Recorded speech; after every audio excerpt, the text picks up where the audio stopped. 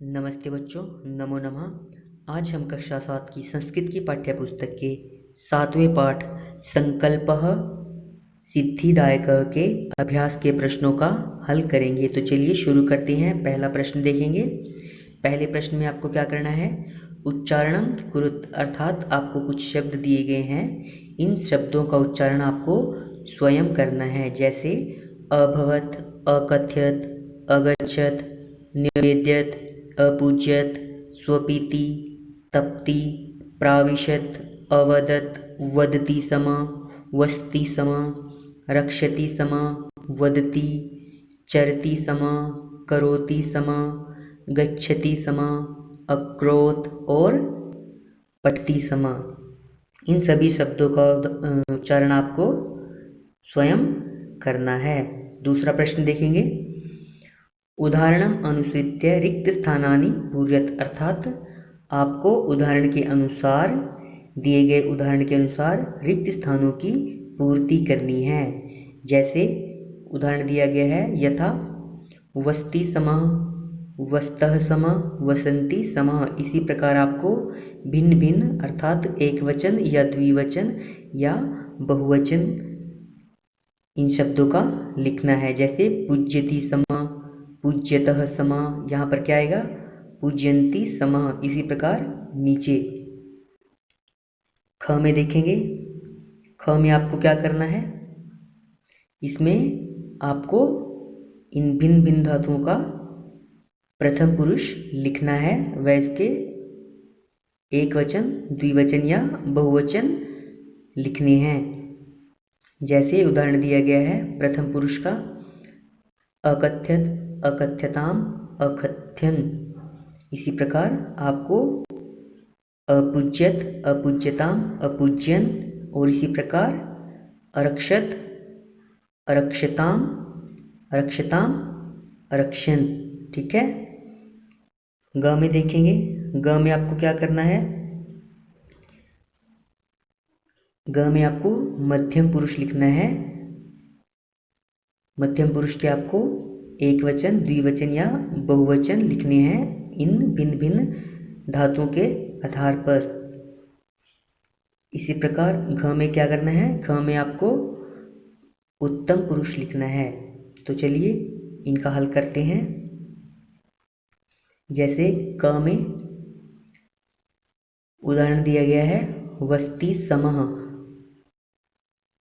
तो इसका द्विवचन क्या बनेगा?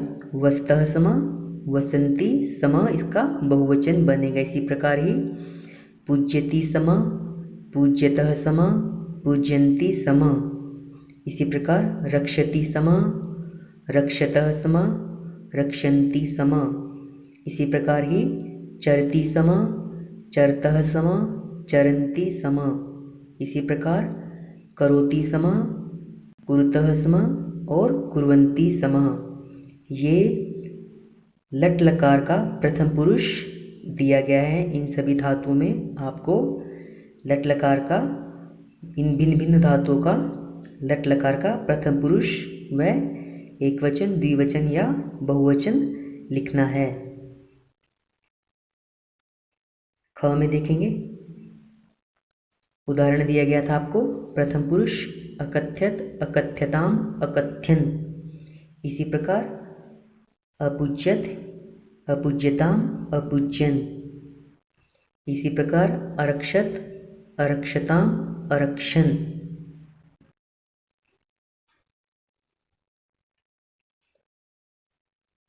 ग देखेंगे। मध्यम पुरुष अवसः, अवस्तम, अवसत, अपूज्य, अपूज्यतम, अपूज्यत और इसी प्रकार अचरः, अचरतम, अचरत। घ देखेंगे। इसमें उत्तम पुरुष लिखना है और एक वचन, द्विवचन या बहुवचन लिखना है। जैसे अपठम, अपठाव, अपठाम। इसी प्रकार अलिखम, अलिखाव, अलिखाम और इसी प्रकार अरच्यम, अरच्याम, अरच्याम। अर्थात आपको भिन्न भिन्न धातुओं के रूप बिल्कुल उदाहरण के अनुसार अर्थात उसी लकार में उसी पुरुष में लिखने हैं। तीसरा प्रश्न देखेंगे। प्रश्नानाम उत्तराणि एक पदे लिखित, अर्थात आपको नीचे कुछ प्रश्न दिए गए हैं, इन सभी प्रश्नों के उत्तर आपको एक पद में अर्थात एक शब्द में लिखने हैं। जैसे क देखेंगे, तपः प्रभावेत के सखायः जाता, अर्थात इसमें तप के प्रभाव से कौन के सखायः मतलब मित्र बन जाते हैं। हिंस्रः पशुओं अपि, अर्थात हिंसक पशु भी उसके मित्र बन जाते हैं, किसके, पार्वती के। ख देखेंगे, पार्वती तपस्यार्थम कुत्र अगच्छत, पार्वती तपस्या करने के लिए कहाँ जाती है। गौरी शिखरम पर्वत, अर्थात वह गौरी शिखर पर्वत पर जाती है। ग देखेंगे, क शमशाने वस्ति, कौन शमशान में रहता है। तो पाठ के अनुसार कौन शमशान में रहता है, शिव, अर्थात भगवान शिव कहाँ रहते हैं, शमशान में। तो उत्तर क्या है, शिव। आपको केवल एक ही शब्द लिखना है, क्योंकि यह इन सभी प्रश्नों का उत्तर आपको एक पद में ही लिखना है। तो यहाँ पर शिव लिखेंगे। शिव निंदा श्रुत्वा का क्रुद्धा जाता, अर्थात शिव की निंदा सुनकर कौन क्रोधित हो जाता है। कौन क्रोधित हो जाता, हमने पाठ में पढ़ा था, कौन क्रोधित हो जाता था शिव की निंदा सुनकर, माता पार्वती। तो उत्तर क्या है, पार्वती। ग देखेंगे, वटुरूपेण तपोवनम कह प्राविशत, अर्थात इसका पंक्ति का, इस क्वेश्चन का अर्थ क्या है। वटु रूप में अर्थात सन्यासी रूप में तपोवन में कौन प्रवेश करता है। वटु रूप में सन्यासी के रूप में कौन होता है, शिव, अर्थात उत्तर क्या है इसका, शिव। चौथा प्रश्न देखेंगे, कह का कम का प्रतिकथ्यति, अर्थात ये वाक्य दिए गए हैं जो पाठ में किसके द्वारा और किसे कहे गए थे, यह आपको लिखना है। अर्थात पाठ के अनुसार यह वाक्य किसे, किसने और किसके लिए कहे। जैसे उदाहरण दिया गया है, यथा वत्से तपः कठिनम भवति, पुत्री तप तो कठिन होता है। यह वाक्य किसने कहा था, पार्वती की माता ने, और किसको कहा था, पार्वती को ही। तो इसी प्रकार अन्य वाक्यों को हम इसी प्रकार लिखेंगे। क देखेंगे, अहम तपः एव चरिष्यामि, मैं तप करने तो जाऊंगी ही, या मैं तप करने जाऊंगी ही।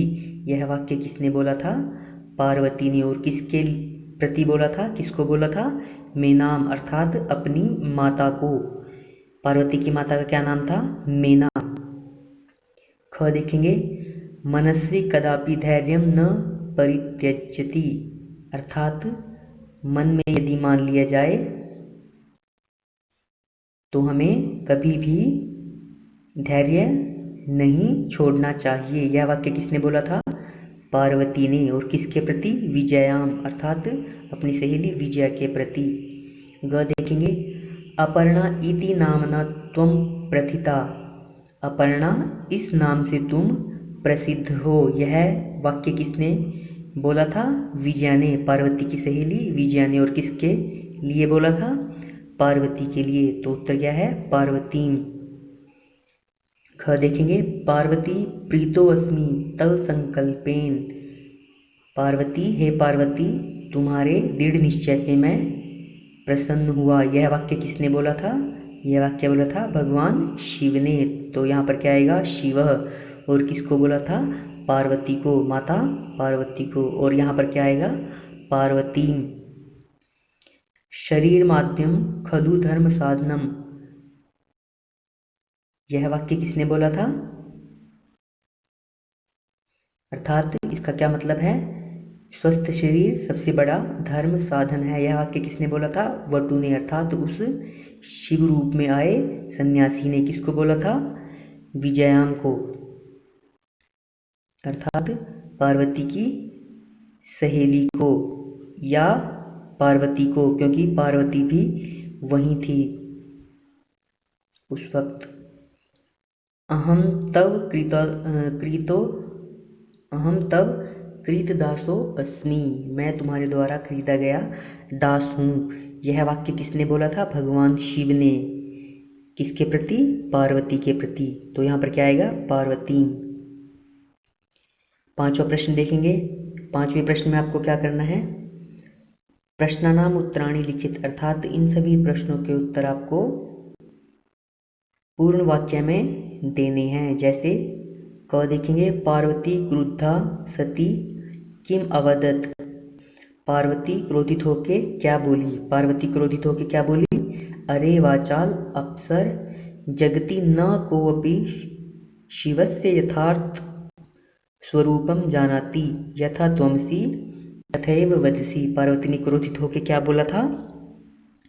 कि हे अधिक बोलने वाले, वाचाल मतलब अधिक बोलने वाले, अप्सर दुष्ट, जग में कौन शिव के अर्थात भगवान शिव के यथार्थ स्वरूप को नहीं जानता।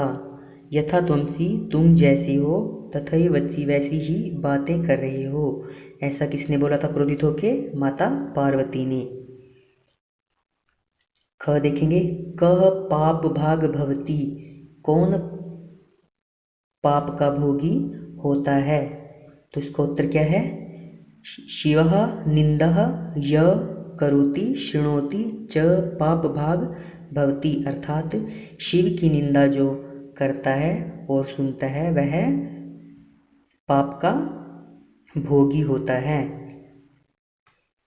ग देखेंगे, पार्वती किम कर्तुम इच्छत, पार्वती क्या करने की इच्छा करती है?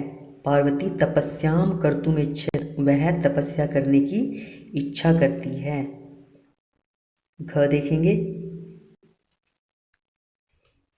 पार्वती कया साकम गौरी शिखरम गच्छति, अर्थात पार्वती किसके साथ गौरी शिखर अर्थात गौरी शिखर मतलब गौरी शिखर पर्वत पर जाती है? पार्वती विजया साकम गौरी शिखरम गच्छति, वह अपनी सहेली विजय के साथ गौरी शिखर पर्वत पर जाती है। प्रश्न नंबर 6 देखेंगे, मंजूषातः पदानि चित्वा समानार्थकानि पदानि लिखत, अर्थात इस मंजूषा से इन बॉक्स से आपको इन शब्दों के समानार्थक शब्द लिखने हैं। तो चलिए शुरू करते हैं। शीलायाम, शीलायाम का समानार्थक क्या है? प्रस्तरे।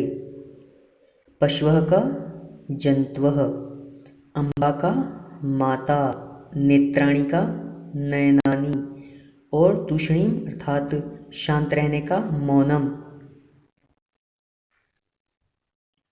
सातवां और अंतिम प्रश्न देखेंगे, उदाहरणानुसारम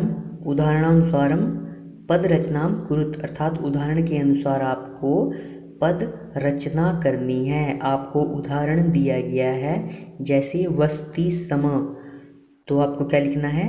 अवसत। इसी प्रकार पश्यति समः का, तो आपको पद क्या लिखना है? अपश्यत। तपति समः, तो आपको पद क्या लिखना है? अतपत। इसी प्रकार इन सभी का आपको लिखना है। दूसरे भाग में क्या करना है आपको? जैसे इसमें अलिखित लिखा हुआ है तो आपको लिखति समः लिखना है। तो जैसे यहाँ पर कथ्यति समः है तो यहाँ पर क्या लिखना है? अकथ्यत। इसी प्रकार इन सभी को आपको लिखना है। उत्तर देख लेंगे। जैसे वस्ति समः का क्या लिखना है? अवसत। पश्यति समः का क्या लिखना है? अपश्यत। तपति समः का अतपत। चिंत्यति समः का अचिंत्यत। वदति समः का अवदत। गच्छति समः का अगच्छत। इसी प्रकार लिखति समः अलिखत। कथ्यति समः का क्या लिखना है? अकथ्यत। नयति समः क अनयत, पठति समः क अपठत, धावति समः क अधावत और हस्ति समः क अहसत। तो ये था आपके अभ्यास के प्रश्नों का हल, अर्थात आपके 7वें पाठ संकल्पः सिद्धिदायकः के पाठ के प्रश्नों का हल। सभी छात्र इसे अच्छी प्रकार से याद कर लेंगे।